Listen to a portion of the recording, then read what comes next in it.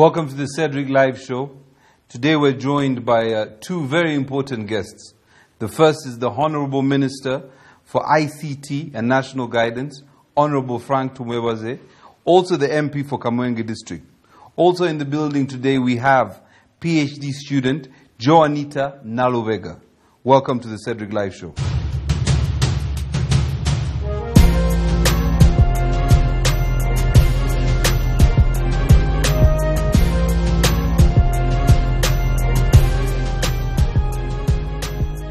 My first guest today is the Honorable Minister for ICT and National Guidance, Honorable FrankTumwebaze, who also doubles as the MP for Kamwenge.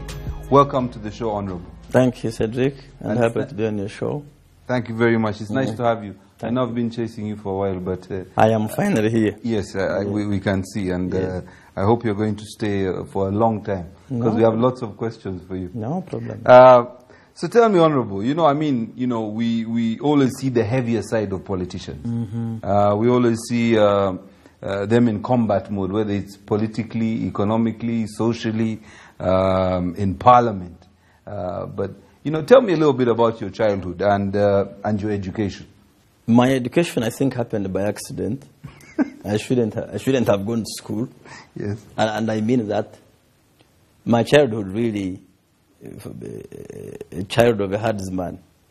At 5 or at 6 years, you are taught how to milk cows and herd them, and take them to the watering points, and how to make the watering troughs out of soil, clay and loam soil. Yes.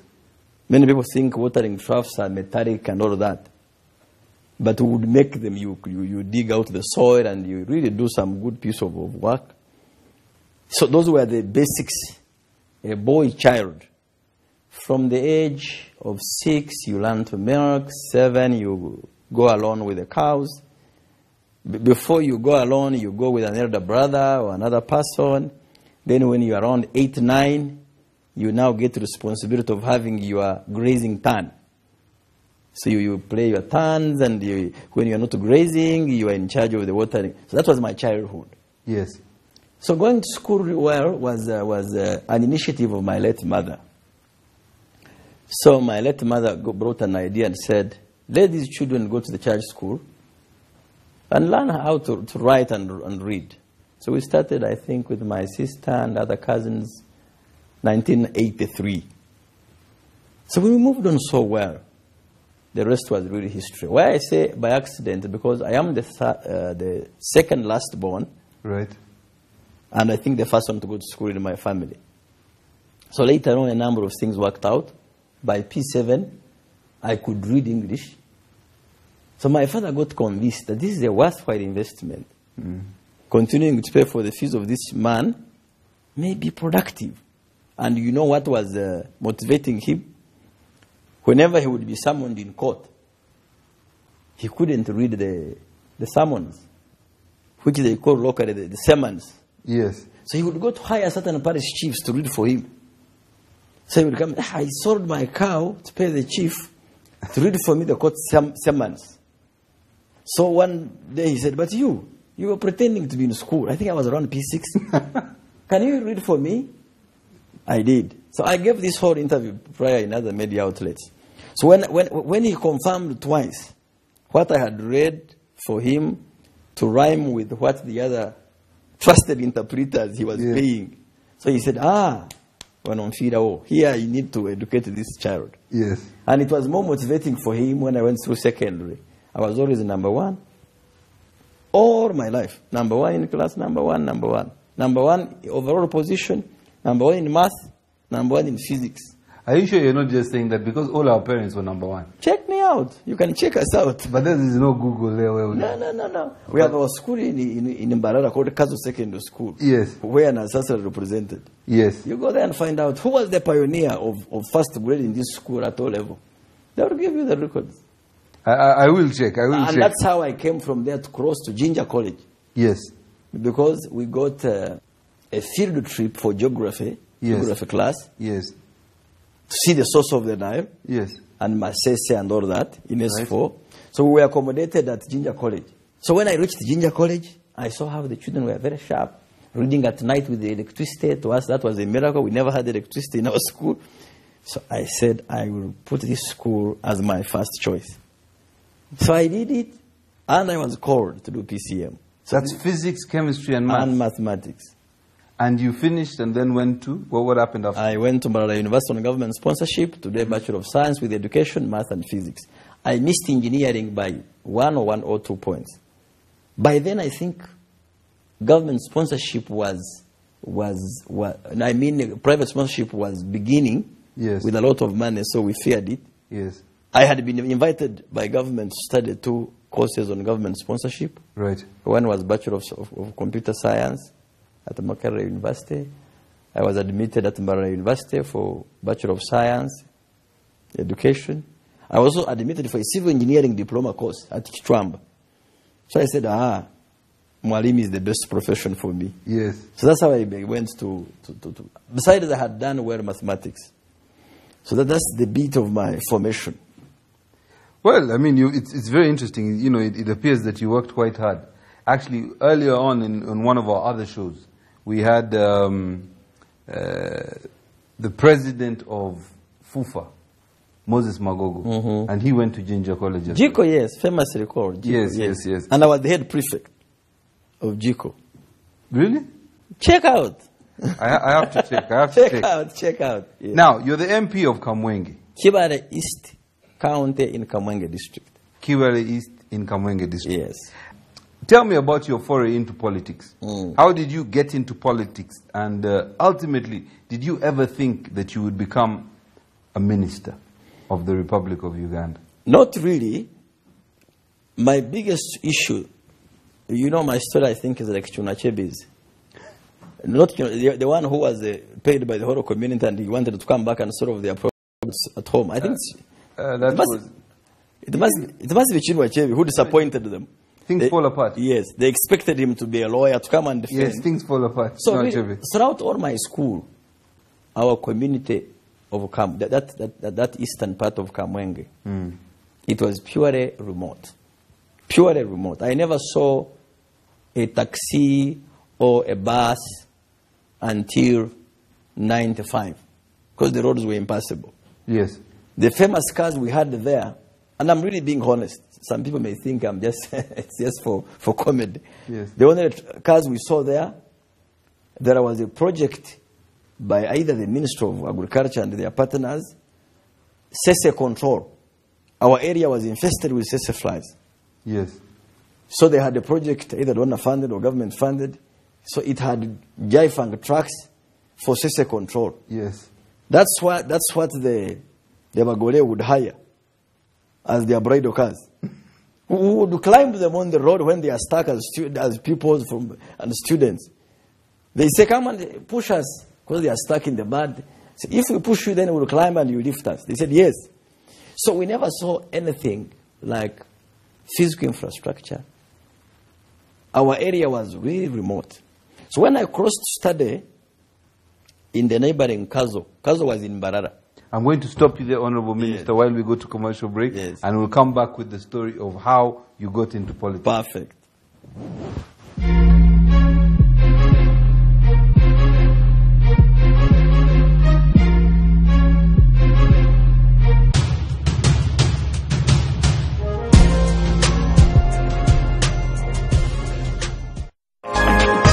We are embarking on a journey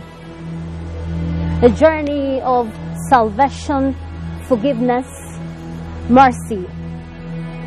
A journey that will change our minds, hearts and souls for the better. A journey that will strengthen our commitment to our Islamic beliefs and relationship with our Creator. A journey in fulfillment of one of the 5 pillars of Islam. A journey of reciting and reflecting upon the Quran. A journey of following the Sunnah of the Prophet and performing extra prayers. A journey of repenting and making dua. a journey of improving on our character, a journey of more charity to the poor and needy, a journey of abstaining from eating, drinking, smoking, and sexual activities from dawn to sunset. A journey full of blessings and bounty from the Almighty. You might not get a chance to fast next year because we do not know what the future holds. My sisters and brothers, how about if you observe the 30 days of the month of the Quran? Assalamu alaikum wa rahmatullahi wa barakatuh. Tune into UBC TV for our daily Habibi Ramadan reminders as we continue to inspire you. From us to Muslims around the world, Ramadan Mubarak, inshallah.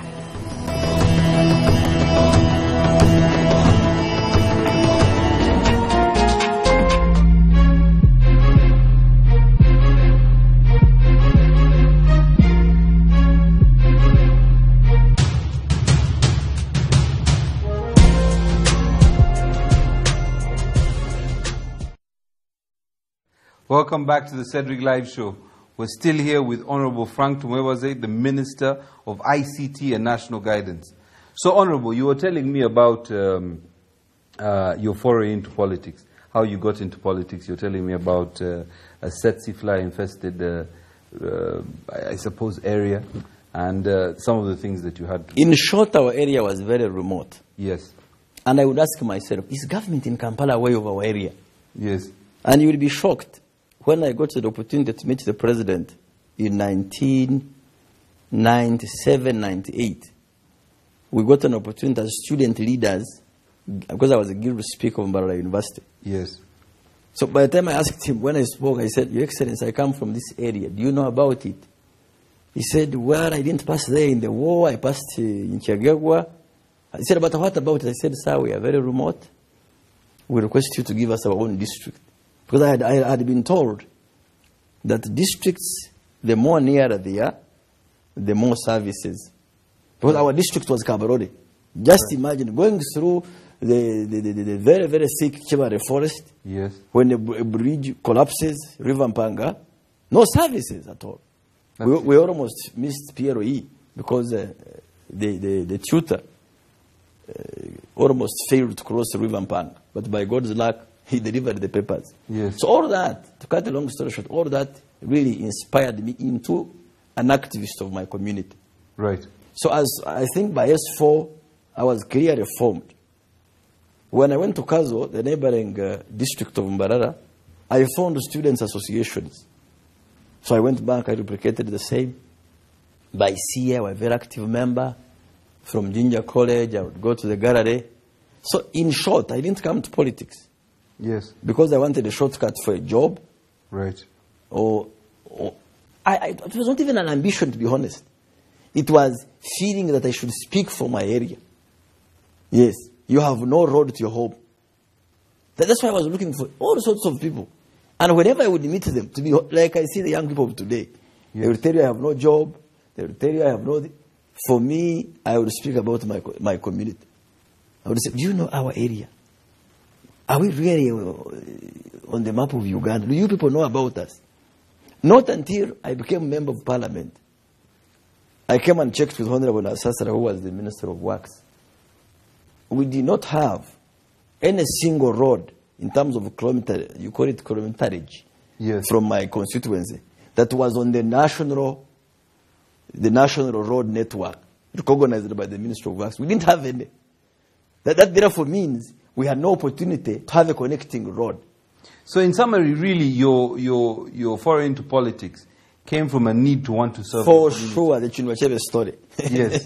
Those who wanted him to go and solve their problems. Yes. So really, for me, the burning, even if a man who is still living, who was like our LC3 chairperson, right. Then, I would ask him, I would interrogate him.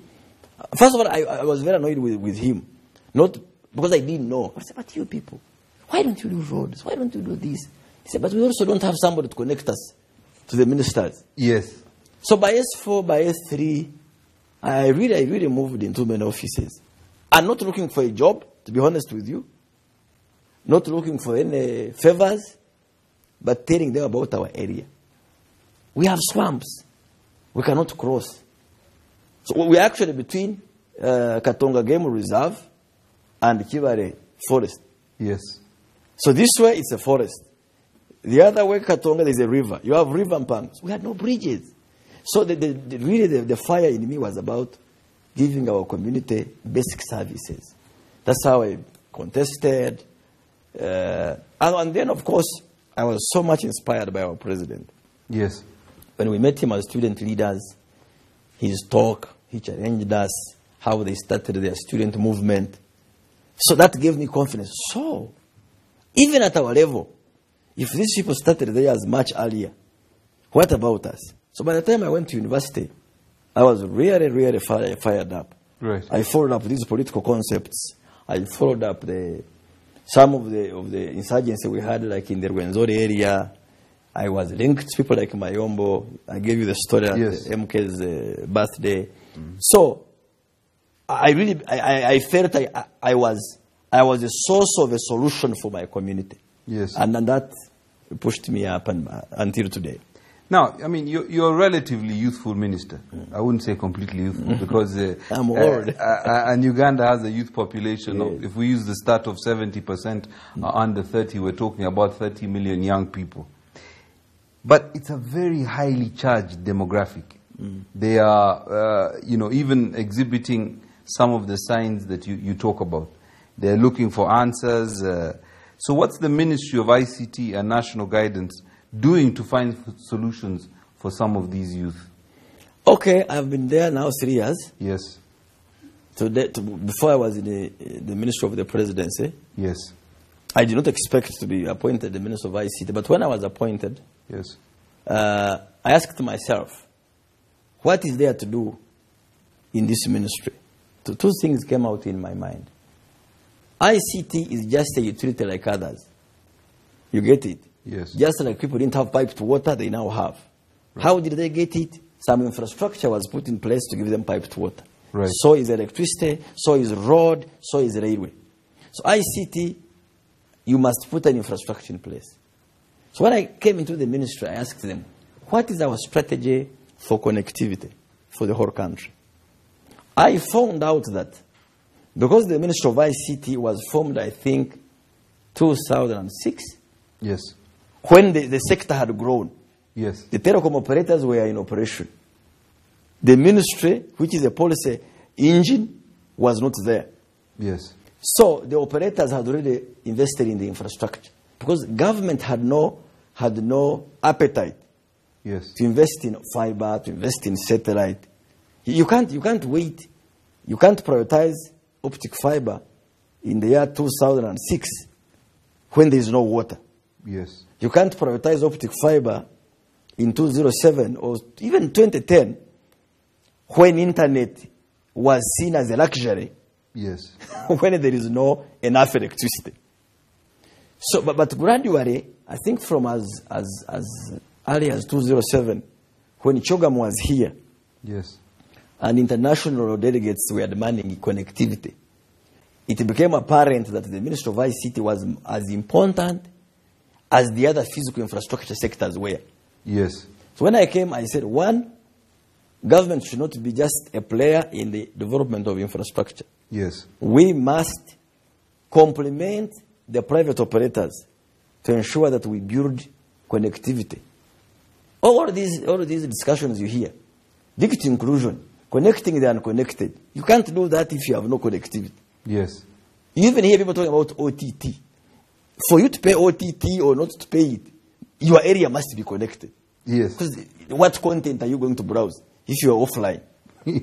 So, I am now happy to report that the government of Uganda prioritizes backbone infrastructure, I mean broadband infrastructure, okay?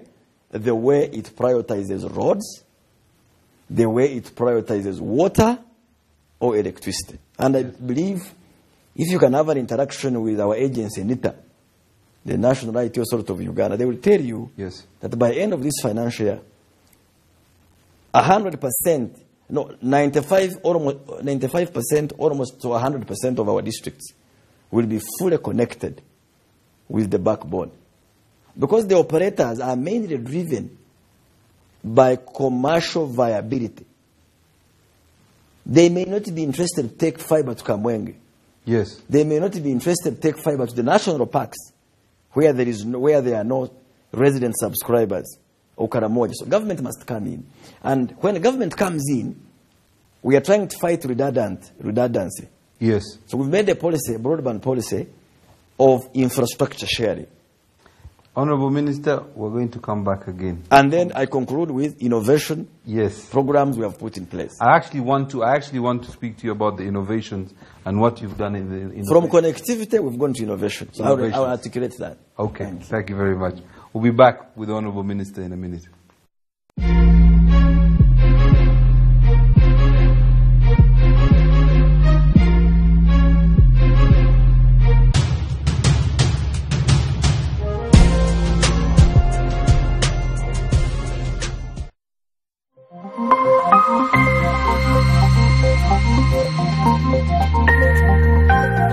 CNET Uganda is responsible for distributing the dicto signal to Ugandans. We are currently activating all up-country sites to boost our coverage. Jinja, Mbara, Masaka, Hoima, Soroti and Bale are now on. Our viewers in those areas are advised to use your free-to-air decoders to pick the signal. CNET Uganda, your sole signal distributor countrywide.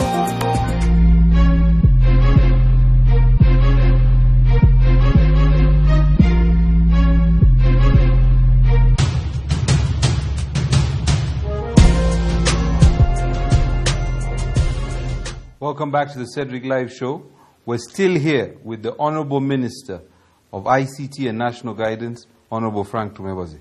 Honorable, you were telling me about the innovations, such as the National ICT Innovation Support Program.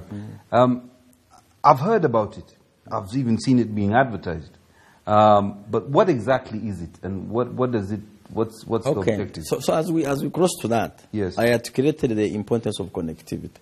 Correct. When you see more people now, the internet users now pushing to 13 million, 12 million. Yes. It's clear that connectivity is improving. Right. We are no longer now worried about the length and depth and breadth of the coverage. Right. Our emphasis now is on the quality of coverage, of connectivity. That's why we're talking of 4G in towns, minimum 3G. So we are trying to up the game for the operators. Right. So, but that's on the expenditure side, because we are investing in fiber, we are investing in satellite for schools. Where is the dividend? Because none of us. No. It is some utility from somewhere. Yes. All the infrastructure we're putting there is just to act as a pipe of delivering the internet. Right. But the question is, we are using the internet to do what? To continue consuming other people's content? To continue being importers of people's innovations? So that's how we came with an idea in the ministry. Supplement existing initiatives in the private sector. Right. Of taking advantage of our young demographics you talked about. Yes. Very, very well educated, who have very, very amazing solutions. This year I see there were 1,000+ applicants. Yes. So we convinced the president and the cabinet. Yes. To put a small fund. Yes. That we can test the waters. Because of course you see ICT firms or enterprises do not require heavy seed money like perhaps automobile companies would require. Yes. Really, not much. Yeah. If you see a $1 trillion GDP company, it's not the automobiles, it's Apple. You get it? Yes. And perhaps much newer on stage than the old ones of the 18-something. Yes. So, a young man who gets $10,000 can transform an idea that will generate billions of shillings and millions of dollars. Yes. So the National ICT Innovation Support Program is a government fund. It's given as grants to innovators. The innovators compete for it. Of course, because the money is not enough, I think last year we supported only 12 solutions. Yes. Because we did not want to scatter money to just people who are still incubating ideas. Yes. We said we must support those that have gone through incubation and are ready to hit the market running. I need this to market this. I need this to get my IP, my intellectual property. So this year, we may support another perhaps 20 or 30, depending on what the judgment committee will give us. So it's really promising. And so far we have solutions helping the health sector on online diagnosis. Academic universities are using AIMS, Academic Information Management System. We've supported that. I've seen one center as well. Yes. Yes. So you will see more. We'll actually soon do a digital expo and ask all of them to put in place what they are doing. I can tell you in the next 5 or 10 years, if we steadily invest in innovation of these solutions, you will see numbers of Facebook or WhatsApp dropping. Because we will be getting substitutive apps. Yes, of course. Yes. But do you think that, I know about all these wonderful initiatives simply because maybe I'm privileged enough to know you and maybe know the next person and the next person. But do you think that this message is being, all these wonderful initiatives are being communicated effectively to the public? I agree entirely with you. That's the challenge with the digital scientists. Yes.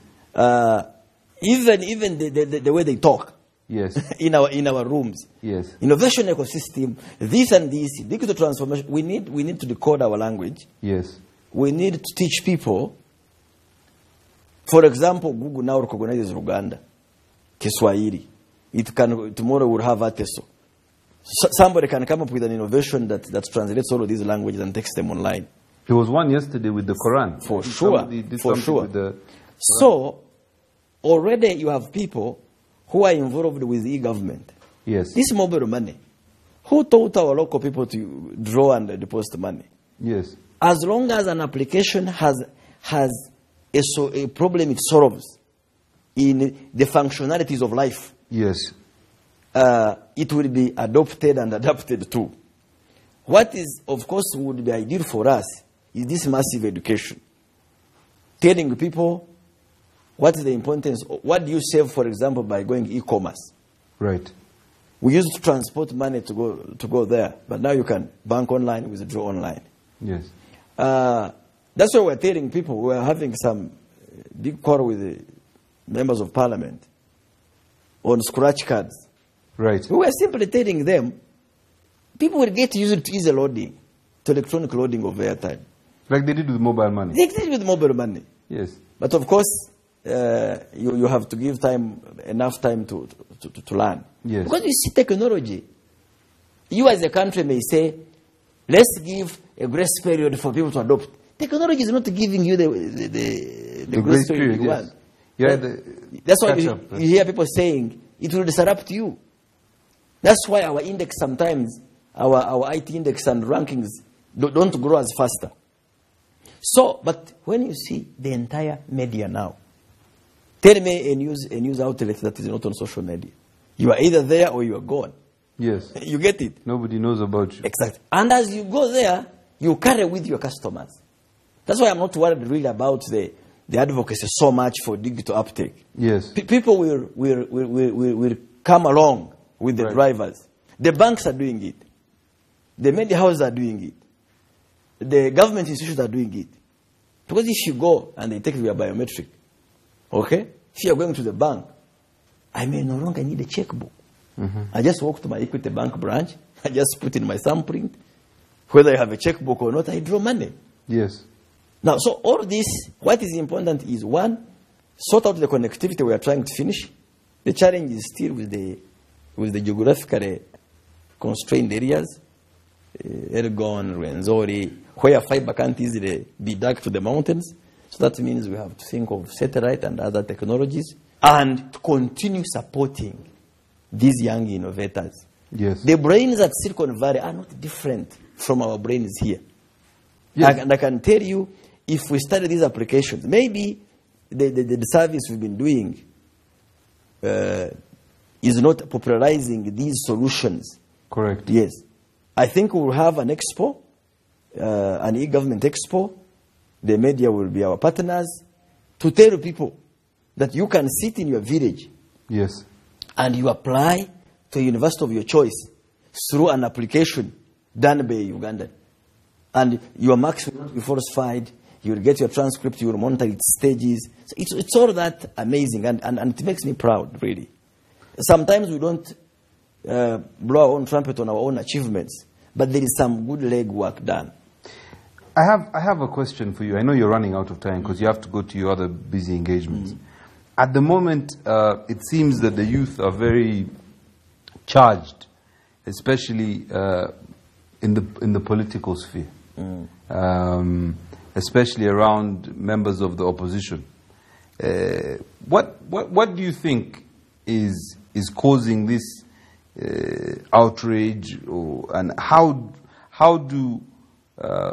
is this managed? For example, now the communication about innovations. And what the government is doing with innovations. What is happening with Uganda Airlines? I was saying to somebody the other day, the communications about its achievements and what Uganda Airlines means is such a big thing, but I don't think it's coming out clearly. So the youth are focusing on the things that don't necessarily develop our country. Yes, because I don't blame the youth. Yeah. I should blame ourselves, the political leaders, irrespective of what ideology we espouse. Yes. We are the problem. We have polarized politics to mean antagonism, yes, to mean altercation. The whole conversation is about removing an individual. Yes. We need to redirect our political conversations on things that matter. Politics does not mean, you see, even when you go to your media, because I interact a lot with radio stations, yes, when they say this is a political talk show, to them, all they know is an NRM person there, yes, an FDC person here, a DP, then they argue and insult each other. Yes. That's the definition apparent of politics. Yet politics is about different political contenders discussing or contesting on how best to solve people's problems. Correct. I am a minister of ICT. I would want to debate with a shadow minister of ICT of the opposition, okay, yes, on what is their best policy on ICT. Correct. When you talk of the young people are educated. There is no more job space in the public service. Even if you want to create many districts to get some county chiefs and other disease. So the point is innovation. Innovation in ICT, innovation in agriculture, innovation in business. You get it? Thinking, critical thinking. What is government doing? Government will always prioritize public projects. Roads, electricity, water, transport. It will always put money, public resources, in those areas that create opportunities for many, be it educated or uneducated. Because if you do a road, the educated will benefit, the uneducated will benefit. But when you come at personal level, the conversation must be on how do you prepare yourself? What kind of skills do you want? And I'm a minister. I still go to school. Yes. I saw you graduating I today. finished recently my master's in public health. I am now in another school at Esami doing a master's in business administration. I want to learn. I want to be a winner at every point. I want to excel at the job I am doing. So on that note, Honorable Minister, yes, what would be your closing remarks to the youth of this country? There is so much opportunity. Yes. The policy environment is favorable. Yes. Let's shift from polarization to discussing what works for us. There are those who are excelling. Those who are excelling are not making noise. We don't even tend to know them. Let's focus on the right skills. You saw us the other day launch a task force of eminent people to advise us on what policy framework to adopt for the fourth industrial revolution. Yes, I saw that. That is intended to influence our teaching. It is intended to influence our right policy. All of that is not for the judges. It's for the young people. Let's have hope. Let's play the correct politics of issues, not sentiments. And then we'll make our country a better place. Honorable, thank you. Thank you very much for coming on the show. Thank you. Thank you. And giving also I'd like to thank you for giving UBC the opportunity to yes. revive. I know it falls under your ministry, and without you, there wouldn't be Cedric. And it was one of my pledges to the president when I was appointed. Yes. So I want to thank you too and your team for really the innovation and for making it indeed the preferred network. Thank you very much, Honorable. Thank you. So, ladies and gentlemen, we've been with Honorable FrankTumwebaze, the Minister of ICT and National Guidance. When we come back in the next segment, we'll be PhD student Joanita Nalubega, an innovator.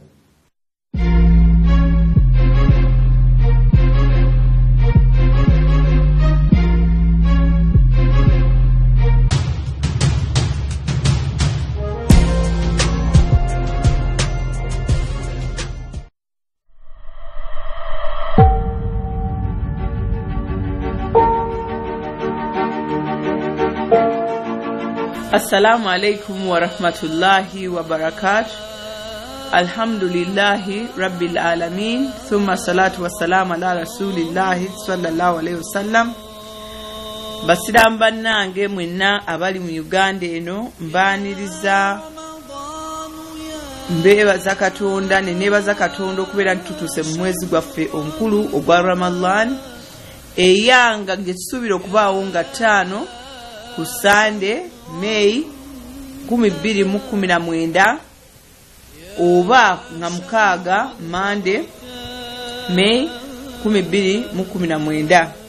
Bannange nga bulijjo Union of Muslim Women and Organizations in Uganda tutegese emisomo egy'abakyala abasiraamu n'abavubuka mu Uganda egy'amaanyi egigenda okubeerawo ku UBC TV yaffe eya Uganda yonna nga zibeerawo ku ssaawa 5 ez'ekiro mpaka ku ssaawa 6 ate era ne tugiddamu ku ssaawa zaffe ennungi ezaddaku ze mumanyi obulungi ssaawa 11 mpaka ssaawa 12. Mugenda kulaba abakyala abasiraamu abakoze ebintu eby'enjawulo, abawandiisi b'ebitabo, abali mu kulima, abali mu bulunzi, abakyala abasomesa, abali mu kubeera nga bali mu academics, abakyala abali mu health, ne abakyala abakola ebintu ebirala bingi nnyo ebyewuunyisa. Mbakuutira muzirabe, tuyige, twebbulire, twenenye, ate tusobole okugwanyulwa mu mwezi guno ogwa Ramadani. Mbagaliza Ramadan ennungi, Ramadan Karim, Ramadan Mubarak. Assalamu alaikum wa rahmatullahi wa barakatuh.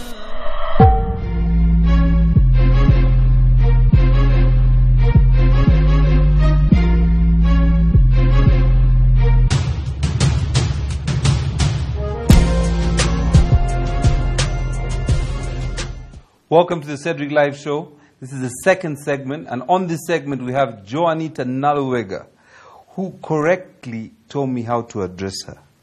She is a scientist, no, a technologist, and what is the other one? A public health student. Welcome to the show. Thank you.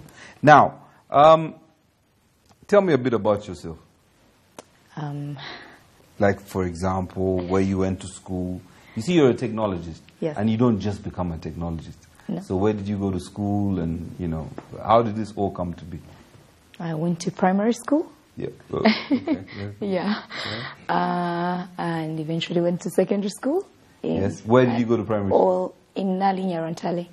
Where? It's in Luero. Okay. And went to Gaza High School. Okay.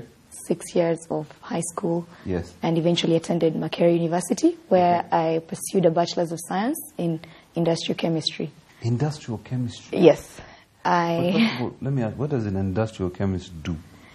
We're quality controllers. Right. We're quality assurance yes, executives, production managers. Yes. In industries. Do you make cosmetics and stuff like that? That's yes, the sort of stuff you make, right? Yes. Okay.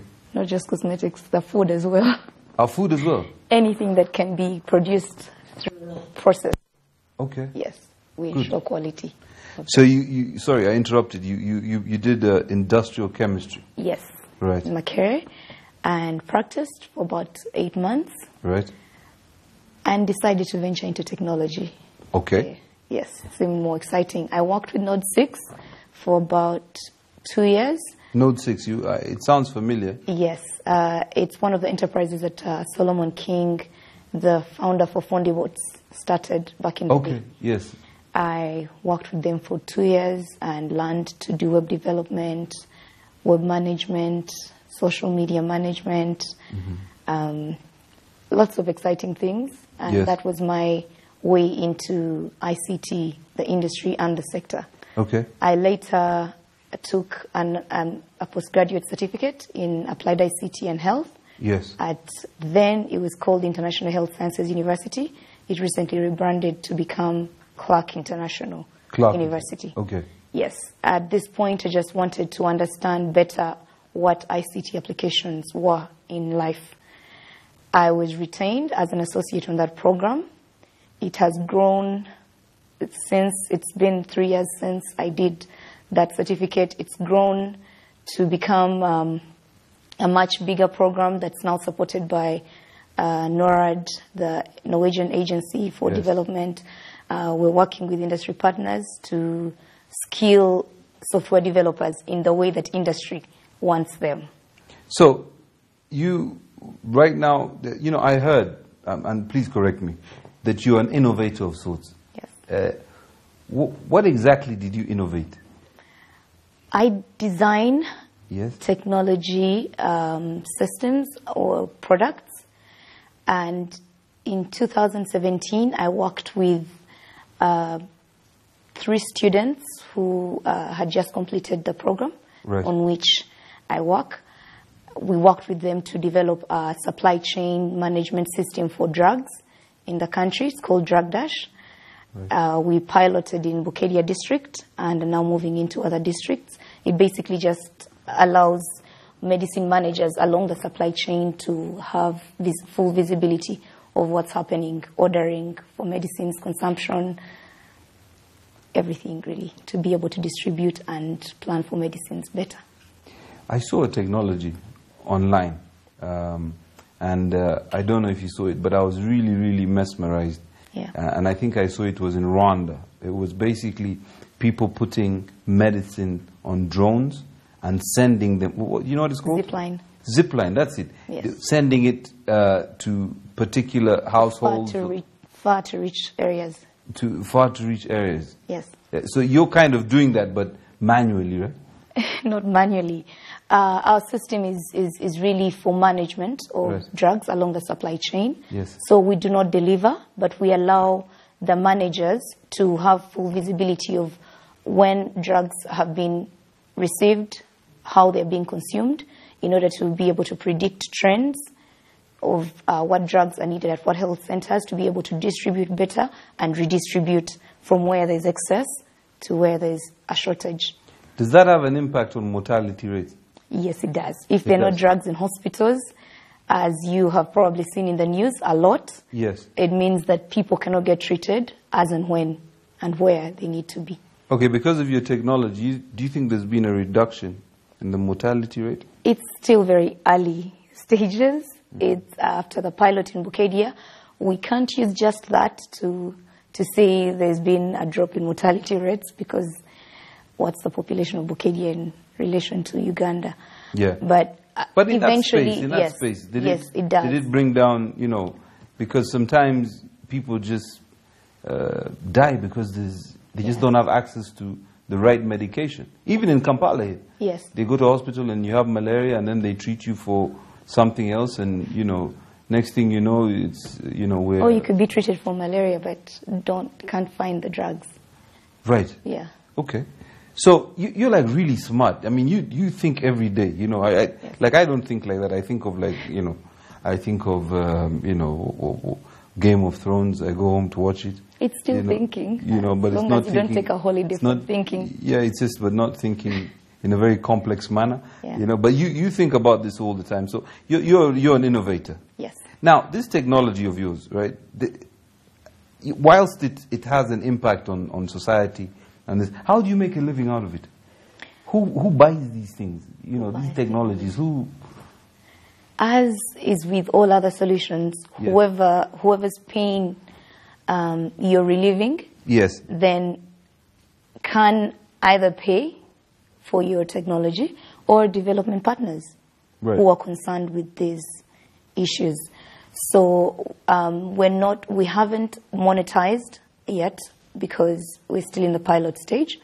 But eventually, there are very many different models that we're looking at, whether it be licensing for the use of the technology, because it's not just the public sector that can use Drug Dash, which is where we started piloting. That's the name of the biggest need. company, or it's yes, and the product is Drug Dash, like a dash for drugs. So, from a patent perspective, and actually, you know what we'll do?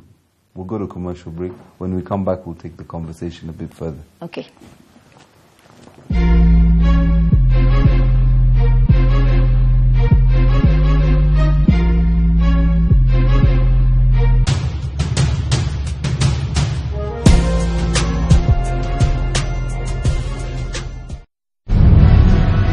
For all the situations that you will have to go through, for all the obstacles you will have to move, for all the power and the blessings you will need in your life to enter the fullness of possibilities and receive an abundant life, you will need the power and determination that starts when your faith is awakened. Join us daily at 6:55 a.m. and 10:55 p.m. for Awakening of Faith, only here on UBC.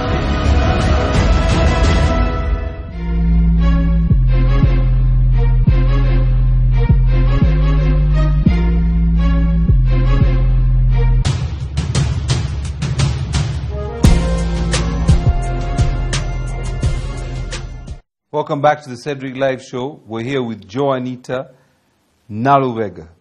Now, there's been an issue around copywriting. It's generally, how do you copyright something like this in Uganda? Copyright and all other issues of intellectual property yes. protection are actually, I might sound a bit privileged when I say very easy to go about. Yes. But the trouble is knowledge. Right. There's a knowledge gap. Because the Uganda Registration Services Bureau has made some of these processes very smooth and quite, much easier than they were in the past. So we were lucky when we started to develop Drug Dash. We took part in an incubation business accelerator called Up Accelerate at Outbox Hub. It was supported by UNFPA. So we had some sessions and bootcamp sessions on intellectual property, and members of URSB were around to guide us through what qualifies as intellectual property for for our innovations. And for technology is quite peculiar. So what people think, when people think that everything deserves a patent, they might not be right, but that's not because there is no other intellectual property to protect. Yes. So we found, for example, that lots of innovations can be protected through utility models. You can protect, you can have copyrights of design, of logos, of so many things, trademarks. So all of these things can be done through very quick applications at URSB, some money paid here and there, gazetting, if they actually find that there is intellectual property to protect. Yes. And you will hear back from URSB within a week, 3 weeks, depending on if there's issues with your application. Yes. But it's quite simple if only people actually had the information. So actually, when we're speaking to young innovators who are watching this show, all they need to actually do is to go to the Uganda Registration Services Bureau, which is somewhere in Nakasero, above CPS. Online. Let them look for Uganda Registration Services Bureau online. You will find procedure, documentation for what qualifies for a patent, what qualifies for copyright, what you can protect as a trademark, what you can protect as a utility model, and lots of other intellectual property. And then they can proceed to file for those. Thank you for teaching me this, because I didn't know. I thought that we had to go to like another country and lodge these things and make sure they happened. Well, yes, you can protect intellectual property in more than one country if you want to do that, if you can afford to do that. Now, I'm going to go into a more sensitive area. I wouldn't say sensitive, but an area that I guess is a touchy-feely area for most people. Just before you came on the show, we had the Honorable Minister of ICT and National Guidance, who told me about innovations and the support that they have given innovations. How has your company been supported, or have you tried to get support from the innovations, the ICT Innovation Support Program at the Ministry of ICT? First of all, we have not been supported by that program. Right. But that's because we were still completing our pilot with the Up Accelerate program, but that was supported by UNFPA. Okay. And then when that was finished, we've gone back to the drawing board to revise the version of the application and the system that we have. And we really hope that we will be one of the innovations that will be supported by NISP. Yes. But so far, no dealings with the ministry. But don't you think it's a good thing that they actually have these things and these mechanisms in place so that, innovators like yourself and others are able to access these resources? Because, like the minister said, it's a grant. Yes. So you can access that grant. Yes. The National ICT Innovation Support Program. Yes. And I think it's a good thing. It's a very good thing. It's a start. Yes. Yes. And of course, then you can then the Silicon Valley money can come to you, or the donor funds money can come to you. Yes. So what are your plans for your innovation? I mean, I know you're doing a lot of stuff. You're a technologist. As you said, you're a public health student. And I'm sure that this is not the only thing that you're ever going to do. You're looking to keep developing and researching, and you seem very well read. You seem to be going back to school quite a lot and learning more every day. What's the plan for your company? We do plan to, first of all, roll Drug Dash out on a national scale. Yes. And eventually, maybe even for the region and any other country that may be experiencing the same trouble with medicines, access to essential medicines and health supplies. And when that's done, public health sector presents the biggest challenges, but this is also applicable to private sector. So we want to tap that, the private sector market as well. The innovations will keep coming. That much I can tell you, because our dream is basically to bring the highest quality of healthcare that's possible, especially to low resource areas. And we believe that technology can do that and much more. Okay, so I'm going to ask you now. You seem fairly young, right? I think you're young. Yeah. I'm not going to ask the figure. I'm a youth. You're a youth. Yeah, you fall in that 30 million, 70% that I was talking about. What do you say to young people in this country? Because at the end of the day, the future of this country lies in your demographic. That's people under 30 years old. What do you say? One, as a person, two, as an innovator, technologist, and a public health student. To young people, I say keep dreaming, but more than dreaming, go out and keep searching for knowledge. We live with our problems, so you don't have to look for problems to solve. And so you can contribute however, it could be technology or some other skill and discipline in which you are. So go ahead and do that. Once you solve a problem, then you don't have to choke the market with your application or supposed solution. And I say the competition is stiff out here. Invest in the knowledge economy. I think that the future is bigger than anything that you could have been taught in school or that you could ever be taught. So keep seeking knowledge, keep learning, keep unlearning, and just go out and do the best. Do not stop asking your leaders or governments to to fix the issues in the system that, and especially the innovation systems that you are dealing with, eventually something good is going to come through. We're seeing Uganda, after a very long time, going towards this and fixing and addressing some of the issues that we've had. So don't give up. Yeah. That's brilliant. That's all we have for today. Thank you to the Honourable Minister, Honourable FrankTumwebaze, the Minister of ICT and National Guidance, and Joanita Nalubega, an innovator, technologist, and a public health student, for joining us on the Cedric Live Show.